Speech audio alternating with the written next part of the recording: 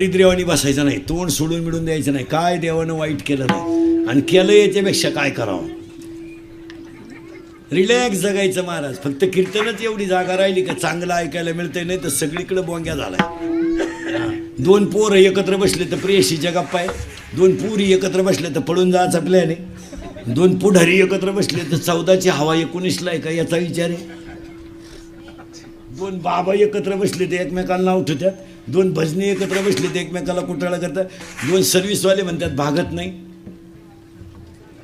त्यांच्या बायका म्हणतात परवडत नाही. 1 रुपयानं दूध वाढलं 1 रुपयानं तर नोकरीवाल्याची बायको म्हणते दूध प्यावा का नाही.